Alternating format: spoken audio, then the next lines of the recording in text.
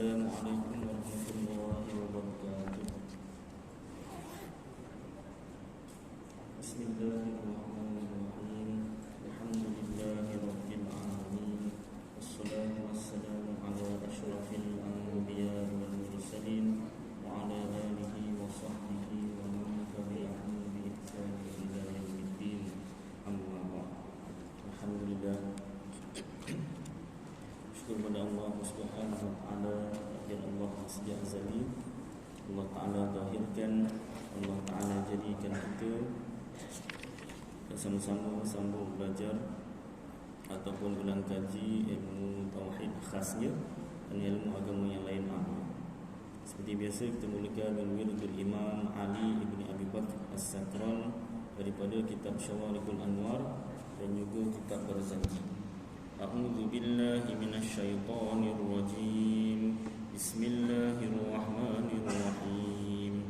Allahumma inni ihtattu bidarbillah tuluhu ma syaa Allah kufluhu la ilaha illallah babuhu Muhammadur Rasulullah sallallahu alaihi wasallam saqafuhu la hawla wa la quwwata illa billah al-aliyyil azim ahata bina min bismillahirrahmanirrahim alhamdulillahi rabbil alamin arrahmanir rahim maliki yaumiddin iyyaka na'budu wa iyyaka nasta'in ihdinas siratal mustaqim siratal ladzina an'amta 'alaihim ghairil maghdubi 'alaihim waladdallin. Amin. Surun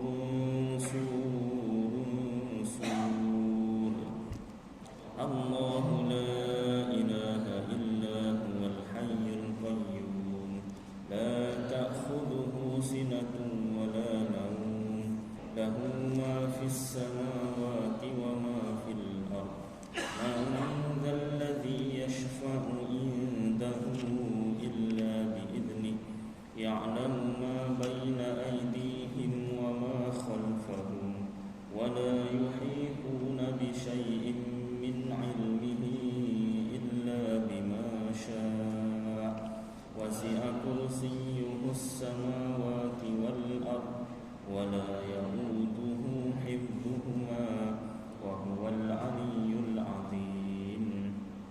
Binastadarat kama stadaratil malaikatu bi madinatir rasul bila khandaqin wala sur min kulli qadarin maqdur wa hadarin mahdur wa min jami'is syurur tadarrasna billah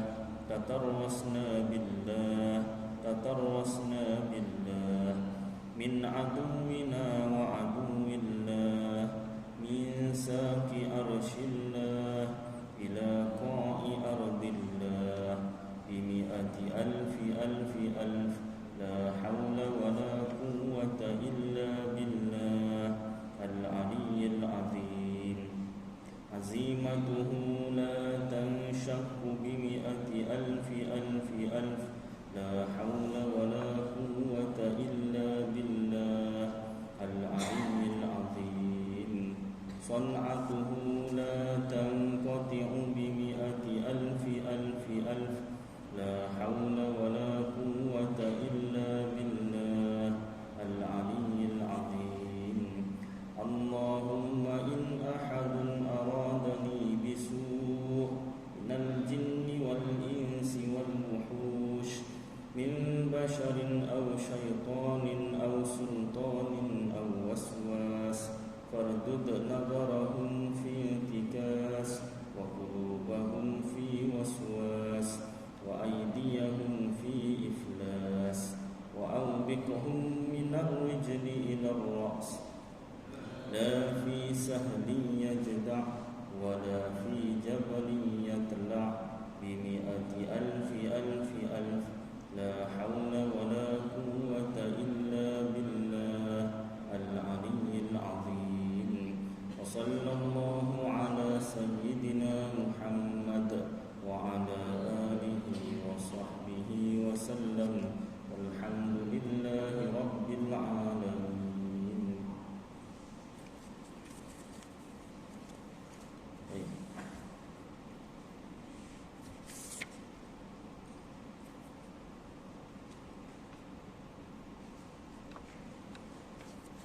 Alhamdulillah.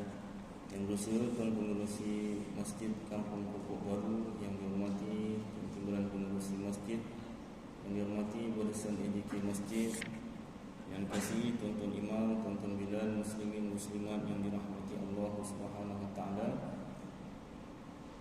Kita sambung pembacaan kitab Aqidatul Najin fi Ilmi Usuluddin bagi Syekh Zainul Abidin bin Muhammad Al-Fatani.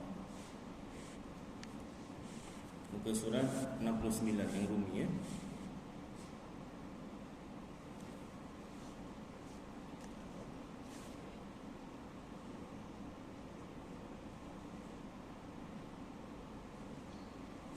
Baik. Iradat dan keterangannya. Iradat dan keterangannya. Yang lepas kita dah bahaskan tentang kudrat, salah satu sifat yang bertakluk yang ada kerja iaitu kudrat ya. Dari segi erti, dari segi bahasa, perkara yang ditakluk, peringkat takluk. Baik. Kemudian kita masuk pada bab iradat dan keterangannya. Dan katanya, kata pengarang kitab Ummul Barahin iaitu Imam Sanusi, wal iradatu, artinya berkehendak. Allah Ta'ala ada sifat berkehendak, iaitu sifat wujudiyah. Bila sebut wujudiyah, maknanya sifat tu ada. Ada maknanya boleh dilihat. Bukanlah maknanya kita boleh lihat sifat wujudiyah puting terbang-terbang, bukan. Maksudnya kita boleh melihat Allah yang bersifat iradah di akhirat nanti ya. Yang berdiri ia dengan zat Allah Ta'ala. Iradat ni sifat, dia bukan zat. Allah Ta'ala tu zat, diri. Diri Allah Ta'ala. Tak boleh cakap badan lah, diri Allah Ta'ala. Iradat itu sifat. Jadi sifat iradat ni dia tak boleh diri sendiri. Dia tak bercerai tanggal, tak berpisah daripada zat Allah Ta'ala. Itu makna berdiri ia dengan zat Allah Ta'ala. Yang mentakhsiskan. Mentakhsiskan yang tu asalnya bahasa Arab. Mentakhsiskan, bahasa Melayunya apa? Menentukan atau mentakdirkan. Tulis nombor 1 situ, buat nota kat tepi 1. Menentukan atau mentakdirkan. Mungkin yang boleh ada dan boleh tiada, ataupun bahasa mudahnya makhluk. Jadi sifat iradat ini kerjanya apa? Menentukan atau mentakdirkan mungkin makhluk dengan setengah barang yang harus atasnya. Perkara yang harus, yang boleh ada dan boleh tiada. Yang ini atas mungkin itu. Maknanya perkara yang ditakluk oleh iradah ini ialah harus, perkara harus akal, ini makhluk. Maka katanya, kata pengarang kitab tadi, mentakhsiskan mungkin, menentukan atau mentakdirkan nasib lah, mungkin nasib makhluk, hingga akhirnya itu isyarat. Perkataan itu, penyataan itu isyarat, petanda kepada ta'alluqnya tanjizi qadim, tunai yang tiada mula. Bila masa Allah Ta'ala menentukan atau mentakdirkan nasib makhluk tu, tanjiziyun, tunai Allah Ta'ala menentukan atau mentakdirkan nasib makhluk, qadimun, sejak tiada mula, sejak makhluk belum ada. Makhluk belum ada lagi, satu jenis makhluk pun belum ada, hanya Allah Ta'ala yang ada. ketika itu, ketika makhluk belum ada tu, Allah Ta'ala dah siap dah menentukan nasib makhluk. Dan iaitu mentahsiskan, menentukan atau mentakdirkan sesuatu dengan setengah barang yang harus atasnya, yang boleh ada dan boleh tiada. Pada azali, diulang balik sejak tiada mula, sejak makhluk belum ada. Atau isyarat, tanda kepada ta'alluqnya tanjiziyun hadithun, tunai yang baharu, kerana dibinakan atas kaul pendapat yang berkata dengan dia, iaitu mentahsiskan sesuatu dengan demikian itu pada ketika mengadakan dia, pada ketika mengadakan makhluk atau mengadamkan dia, mentiadakan makhluk. Tiada isyarat kepada ta'alluqnya suluhiyun qadimun. Boleh Allah Ta'ala menentukan makhluk sejak tiada mula. Dan iaitu patutnya ataupun bolehnya. Patutnya tu maksudnya bolehnya.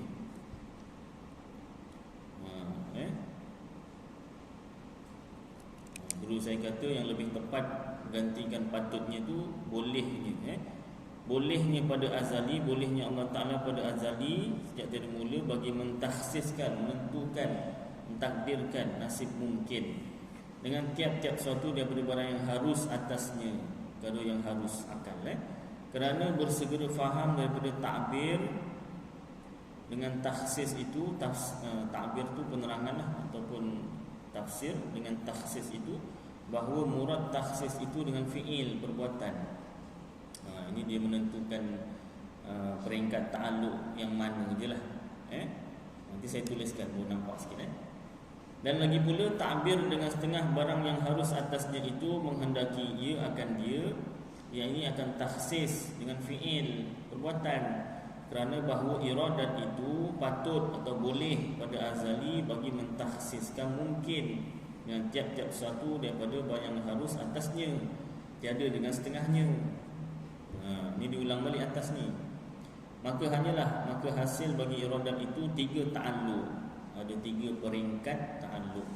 Kerana dibinakan atas kaul pendapat yang berkata dengan bahawa bagi iradat itu ta'alluq tanjiziyun hadithun.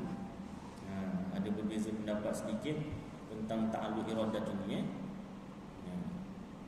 Bermula kaul yang tahqiq, pendapat yang benar bahawa yang demikian itu, yakni tanjiziyun hadithun, itu tiada ta'alluq yang mustaqil, tetapi menzahirkan bagi ta'alluq tanjiziyun qadimun juga. Tak faham rasa tak apalah.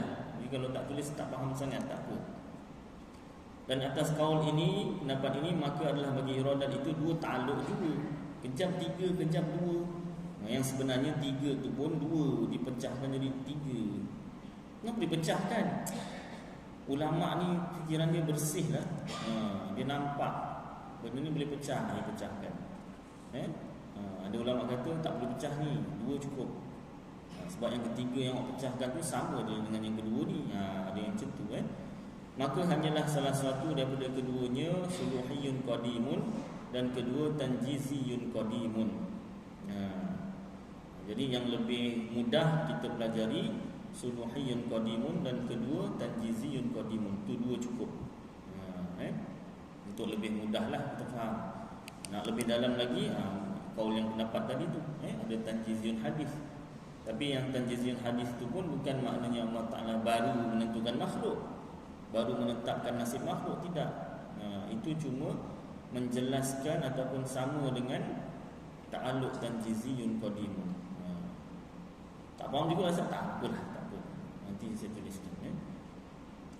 Dan disandarkan takhsis kepada iradat itu majaz akli. Kita cakap menentukan nasib makhluk, mentakdirkan nasib makhluk.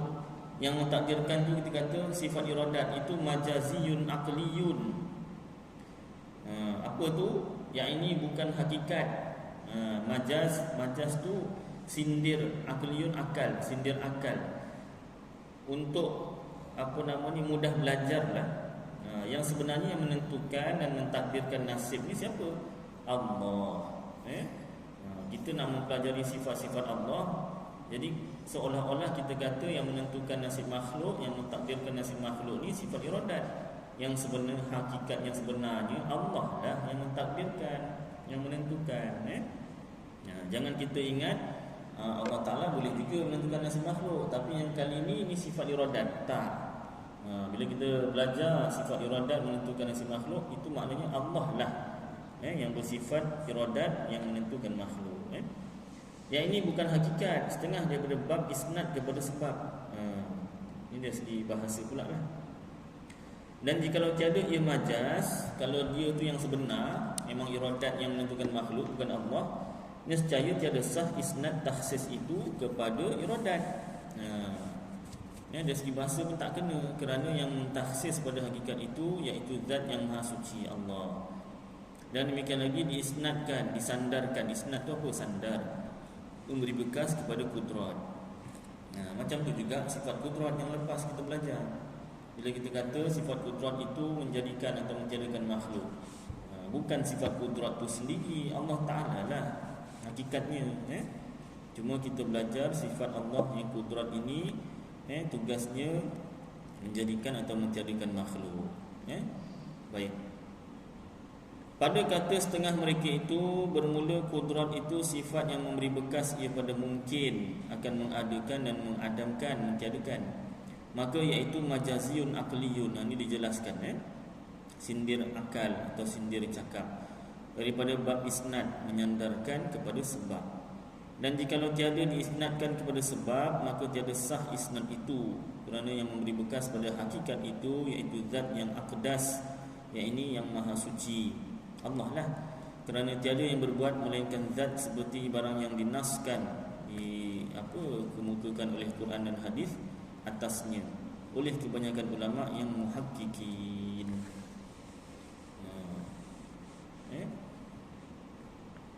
Baik, kena hati-hati. Kita dah belajar sifat Allah ni pun kena hati-hati. Jangan sampai tergelincir. Kita kata ni sifat kudrat ni yang menjadikan atau menjadikan, sifat iradat ni yang menentukan nasib makhluk, bukan Allah. Jangan. Allah lah yang menentukan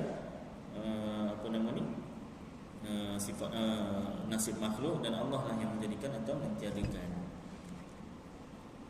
Dan ada pun perkataan orang yang awam. Orang yang awam ni orang apa? Yang tak belajar tauhid secara mendalam. Adapun orang yang awam, bermula kudrat itu berbuat atau tilik olehmu akan perbuatan kudrat atau umpama yang demikian itu, maka iaitu haram. Pesanan ulama tauhid, jaga-jaga perkataan kita. Orang Melayu kata telajak perahu boleh diundur, telajak kata tak boleh diundur, tak? Kerana mulut santan binasa, kerana mulut badan binasa. Ini antara nasihat ulama tauhid, jaga kata-kata kita. Kalau orang yang tak belajar, dia cakap macam ni, kudrat itu berbuat, tengok kudrat Allah menjadikan itu, menjadikan ini, atau telik olehmu akan perbuatan kudrat, tengok perbuatan-perbuatan kudrat, atau yang demikian itulah, maka iaitu haram. Dia cakap macam tu haram, walaupun dalam hati dia kata bukan kudrat Allah lah, tetapi perkataan dia tu dikira haram. Pasal apa? Yang mendengar tu takut tak sama faham apa yang difaham, kecuali dia jelaskan. Kecuali dia jelaskan. Tuan-tuan, saya cakap macam ni, lihatlah kuasa Allah menjadikan alam ini. Ini maksud saya ni bukanlah sifat kudrat tu yang menjadikan, Allah lah, Allah yang bersifat kudrat yang menjadikan alam. Dia jelaskan balik, tak apa. Kalau dia kata memang kudrat tu bukan Allah, tak kala tu bukan haram lagi lah. Perkataan dia mengatakan, lihatlah kudrat Allah menjadikan alam ini, memang dalam hati dia kata memang kudrat itulah, bukan Allah Ta'ala, maka tak kala tu boleh jatuh murtad, kafir. Na'udzubillahi min dzalik. Tapi kita yang dengar boleh bersangka baik lagi lah. Kita boleh tanya, yang maksud awak cakap ni, kudrat Allah jadikan alam ni, memang kudrat ke yang jadikan ke Allah Ta'ala? Tak, Allah Ta'ala. Selamatlah. Tapi selamat-selamat pun selamat akidahnya, kataan dia tu haram, dosa. Habis nak cakap macam mana Ustaz? Cakap aja, lihatlah Allah Ta'ala jadikan alam ini. Dah senang, mudah. Tak ada orang salah faham nanti. Ulama jatuhkan hukum haram ni nak jaga akidah orang yang belajar dan orang yang tak belajar. Orang yang belajar alhamdulillah tak ada masalah. Yang tak belajar sebab biasanya yang belajar lagi sikit dari yang tak belajar. Tak, maaf, bukan tempat sini, tempat lain. Tempat lain. Jadi ulama nak selamatkan tu supaya yang tak belajar tu tak salah faham. Jadi yang dah belajar ni jangan cakap yang kudrat yang jadikan alam. Cakap Allah Ta'ala yang jadikan alam.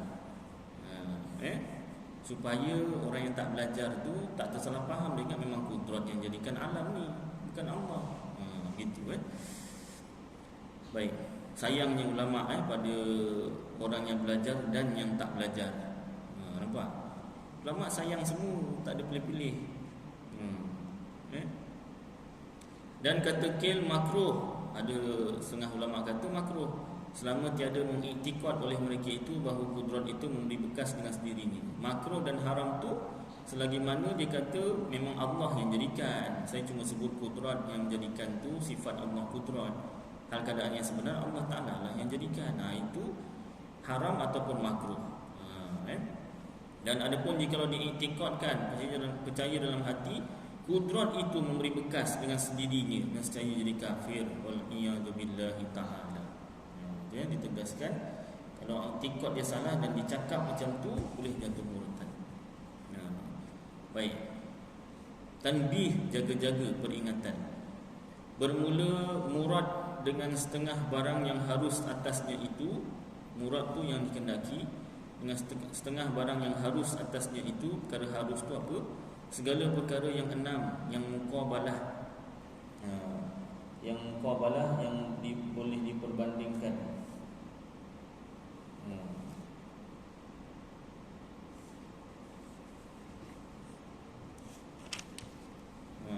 Akan dia oleh enam yang lainnya.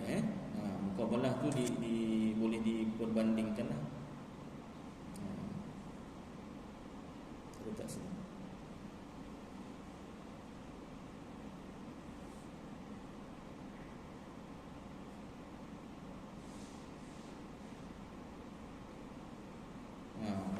Yang boleh diperbandingkan. Bermula demikian perkara itu, iaitu wujud muqabalahnya Adam, yakni lawannya Adam. Diterbalikkan tu Adam, wujud lawannya Adam, dan sifat yang tertentu lawannya daripada sekalian sifat, dan zaman yang tertentu lawan daripada sekalian zaman, dan tempat yang tertentu lawan daripada sekalian tempat, dan jihah ni arah. Jihah ni bahasa Arab maknanya arah.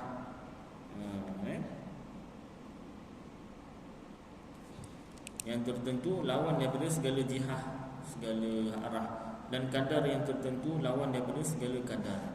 Dan segala perkara ini dinamakan dia sekalian mungkin yang berlawan-lawan. Segala perkara yang boleh ada dan boleh tiada, yang berlawan atau yang berpasangan. Ada apa nama ni, dipanggil opposite dia. Tatimah iaitu penutup. Maka difaham daripada kalam musannif, perkataan musannif pengarang kitab, ta'alluq kudrat dan iradat kepada sekalian mungkin itu, tiada ta'alluq keduanya kepada yang wajib dan yang mustahil.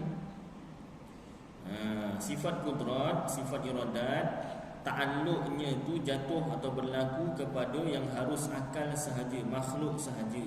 Tak berlaku kepada wajib akal, yakni Allah Ta'ala dan segala sifat-sifatnya. Dan yang mustahil, iaitu syarik atau sekutu bagi Allah Ta'ala. Kenapa macam tu? Kerana jika ta'alluq keduanya kepada wajib atau kepada mustahil, wajib akal atau mustahil akal, maknanya sifat kudrat itu berlaku atau terjadi kepada Allah Ta'ala. Sifat iradat itu menentukan nasib itu terjadi kepada Allah Ta'ala dan sifat-sifatnya. Atau kepada mustahil akal. Mustahil akal ni iaitu syarik atau sekutu bagi Allah. Ada kalanya bertukar hakikat atau tahsilul hasil. Bertukar hakikat, atau tahsilul hasil, menghasilkan benda yang telah terhasil. Tak boleh. Allah Ta'ala tak boleh sifat kudratnya tu, sifat kuasanya jatuh berlaku pada dirinya sendiri atau menentukan nasibnya sendiri. Allah Ta'ala tentukan nasibnya sendiri, tak boleh. Kerana jikalau ta'aluk keduanya kepada mengadakan yang wajib atau meniadakan yang mustahil, jadi tahsilul hasil. Kalau Allah Maha berkuasa boleh menjadikan sesuatu, Allah Ta'ala jadikan dirinya, macam mana Allah Ta'ala dah memang ada, nak jadikan benda yang telah ada, mana boleh. Ataupun mentiadakan yang mustahil. Yang mustahil apa? Syarik, sekutu bagi Allah. Allah tiadakan sekutu bagi Allah. Benda dah memang tak ada, apa yang nak ditiadakan lagi?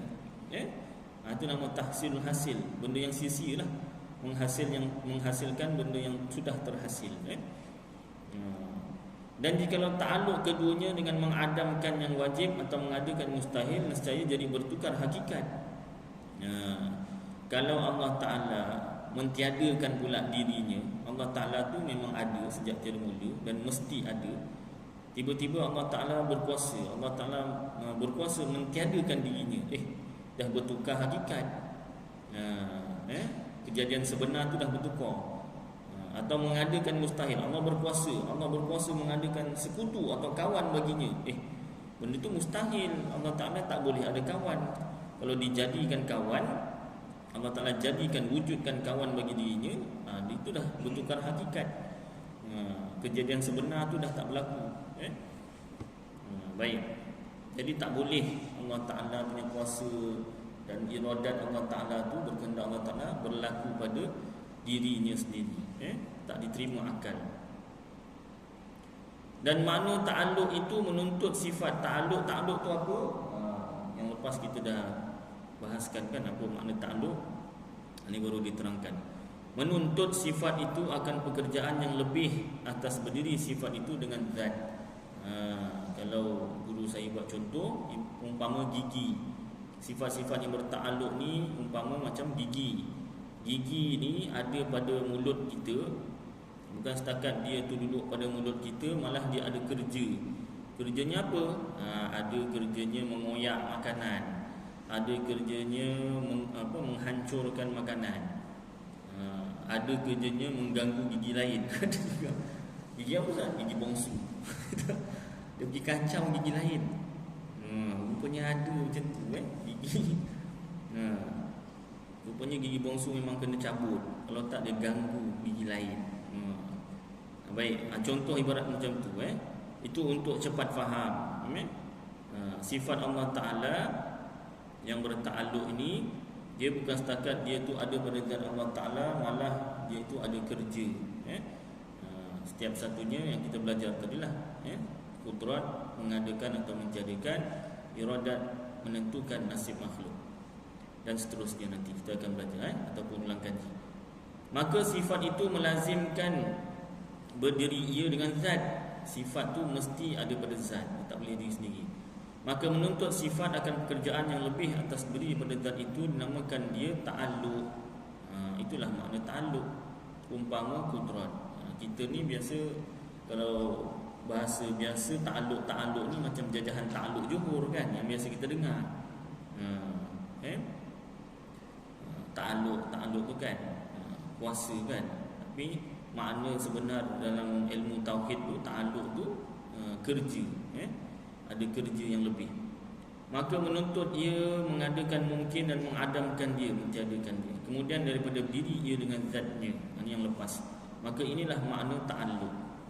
Dan makna mungkin itu barang yang sah adanya dan tiadanya. Yang ini dapat berubah-ubah, ataupun bahasa mudahnya makhluk lah. Kata Syekh Suhaimi rahimahullahu ta'ala, dan setengah daripada mungkin itu wajib aradi.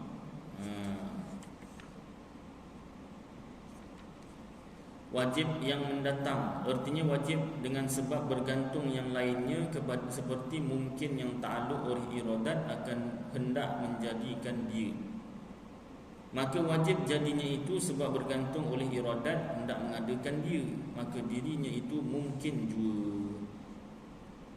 Dan setengah daripada mungkin mustahil aradi. Ada mungkin wajib aradi, ada mungkin mustahil aradi. Erti mustahil dengan sebab bergantung yang lainnya, seperti mungkinun alimallahu annahu lam yujad. Artinya mungkin yang diketahui oleh Allah Ta'ala akan bahawasanya tiada dijadikan dia. Mustahil yang mendatang. Okey, asalnya mungkin tu boleh ada dan boleh tiada, tapi dia boleh jadi wajib aradi, wajib yang mendatang. Contohnya saya, kita lah senang cerita, kita semua kita ni, diri kita ni wajib aradi, wajib yang mendatang. Asalnya kita ni harus boleh ada dan boleh tiada. Sebelum kita ada, kita ni boleh dijadikan oleh Allah dan boleh ditiadakan. Tetapi bila Allah Ta'ala menghendaki, dalam sifat iradat Allah Ta'ala tu, Allah Ta'ala tentukan kita wujud, maka kewujudan kita tu jadi wajib aradi. Bukan sebab kita tu mesti ada dengan sendirinya, tak. Sebab kita ni dah ditentukan oleh sifat iradat untuk wujud. Itu dipanggil wajib aradi. Tak faham Ustaz? Tak apalah, kita lalu je lah. Yang penting nak difahami, yang paling utama tu mungkin tu makhluk lah, senang cerita. Wajib aradi ke wajib mustahil aradi tu kemudian baru faham pun tak apa. Baik. Maka mustahil jadinya, kalau mustahil aradi itu, mustahil jadinya itu dengan sebab bergantung pengetahuan Allah Ta'ala tiada hendak menjadikan dia, maka dirinya itu mungkin juga. Kalau mustahil aradi itu pula asalnya, contoh apa? Mustahil aradi yang kita belum ada apa? Contoh cicit lah. Anak mungkin dah ada, cucu mungkin dah ada. Cicit pun saya dah ada Ustaz, alhamdulillah. Lepas cicit apa? Pion. Katalah pion belum ada kan? Belum ada. Jadi asalnya benda tu boleh ada dan boleh tiada, mungkin. Rupa-rupanya Allah Ta'ala takdirkan tak ada, kita tak ada pion. Contoh kan? Contohlah, alhamdulillah min zalik, keturunannya terputus. Ini keturunan tak baik pula kan contohnya. Bukan kita lah, orang lain. Orang lain lah si A lah. A nama saya Ustaz Aidil. Lain lah, lain. Zack nama saya Zainuddin. Tak payahlah contoh huruf, tak payah huruf lah. Seseorang lah kan. Jadi dalam takdir Allah Ta'ala, dia ni ataupun tokoh lain yang keturunan bini keempat, itu tak apa lagi. Tu kalau perempuan suka tu, Ustaz tak payah 4, 2 pun tak apa. Tak payah 4 jauh sangat, 2 pun tak apa. Ustaz buat contoh, mana tahu jadi betul. Jadi bini kedua ni asalnya mungkin boleh ada dan boleh tiada. Wah, tentang lelaki semua dibuat contoh isteri je semua. Macam mana? Tak maaf lah kalau Facebook ada yang perempuan dengar. Macam mana kan? Lelaki ceritanya lain. Taklah, itu je lah. Buat contoh senang faham. Jadi bini kedua, dalam takdir Allah Ta'ala, Allah Ta'ala tak takdirkan orang tu kahwin dua. Jadi dia tu jadi mustahil aradi. Asalnya benda tu mungkin boleh ada dan boleh tiada. Tapi bila Allah Ta'ala dah takdirkan si seseorang tu tak ada isteri kedua, maka dia jadi mustahil aradi, mustahil yang mendatang. Maknanya tak boleh ada lah. Dah Allah Ta'ala tentukan macam tu, tak bolehlah ada. Takkanlah Allah Ta'ala takdirkan tak ada bini kedua tiba-tiba ada juga. Tak boleh. Takkan berlaku. Baik. Tetapi takdir Allah Ta'ala tu kita tak tahulah. Ini contoh saja. Contoh saja. Yang tahu Allah Ta'ala lah. Kita nak belajar, nak belajar tentang sifat iradat ni tadi. Maka keduanya itu, wajib aradi dan mustahil aradi, ditakluk oleh kudrat dan iradat, dan tiada ditakluk keduanya kepada wajib yang hakiki. Dia tu apa nama ni, bukan wajib yang hakiki, bukan mustahil yang hakiki. Yang wajib hakiki Allah Ta'ala serta sifat-sifatnya. Yang mustahil hakiki syarik atau sekutu bagi Allah. Dan demikian lagi tiada ta'aluk keduanya kepada mustahil yang hakiki. Baik. Adapun masalah ini, masalah kita ini, iaitu wajib dengan sebab yang lainnya dan mustahil dengan sebab yang lainnya, bukan wajib hakiki dan bukan mustahil hakiki. Kerana bahawasanya ilmu Allah Ta'ala jikalau dita'aluk, kalau ta'aluk ia dengan mengadakan mungkin, adalah ini mungkin bagi zatnya, dan wajib ia kerana bahawasanya bergantung ilmu Allah dengan mengadakan dia. Ini diulang balik. Maka jadilah adamnya, ketiadaannya pada waktu itu mustahil dengan sebab yang lainnya. Yang ini sebab ta'aluk ilmu mengadakan dia. Dan jikalau ada ia mungkin pada zatnya sekalipun, sebenarnya benda tu makhluk je. Ini dihuraikan lebih mendalam lah. Kalau nak mudah faham, ta'aluk sifat kudrat dan sifat iradat tu berlaku pada makhluk saja. Dah, full stop.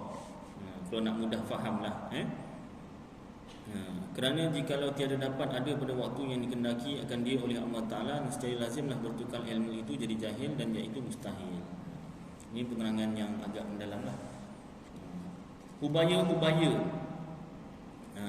sayugi ataupun jaga-jaga, ingat-ingat, hendaklah kita kata kudrat dan iradat itu tiada ta'aluk keduanya kepada yang wajib hakiki dan yang mustahil hakiki.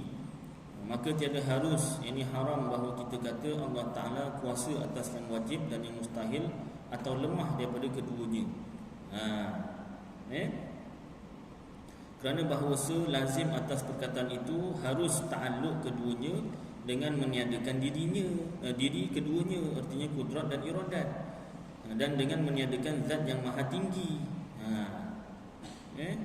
Jangan kita cakap Allah Ta'ala tu boleh buat apa sahaja. Bahaya, sebab nanti boleh dipertikaikan. Boleh tak Allah Ta'ala meniadakan kudrat dan iradat, atau lagi tinggi, Allah Ta'ala tiadakan dirinya sendiri, hilangkan diri sendiri. Ya tak? Jadi tak boleh kita kata Allah Ta'ala tu boleh buat apa-apa saja. Yang dengan mensabitkan ketuhanan bagi segala yang berharu, dan dengan menafikan ketuhanan daripadanya subhanahu wa ta'ala. Ini kiranya ulangan yang contoh yang minggu sebelum ni. Tak boleh kita kata Allah Ta'ala tu yang boleh buat sahaja, sebab nanti ada pertikaian. Baik, cukuplah kadar ni tuan-tuan. Beberapa perkara macam sikit sangat, tapi tak apalah, cukuplah kadar ni. Mudah-mudahan apa yang kita baca bersama jadi manfaat untuk saya dan tuan-tuan. Tak sempat nak tulis, bukan nak saya tulis, dapat kita lah amalkan dan sampaikan insya-Allah. Aku qauli hadza wa astaghfirullahal azim li wa lakum wa lisairil muslimina wal muslimat wal mu'minina wal mu'minat fastaghfiruh wa ya fawzal mustaghfirin wa ya najatat taibin. Wa sallallahu tabaraka wa ta'ala ala khairi khalqi sayyidina wa maulana Muhammad wa ala alihi wa sahbihi wa baraka wa sallam. Subhana rabbika rabbil izzati amma yasifun wa salamun alal mursalin walhamdulillahi rabbil alamin. Taqabbalallahu minkum.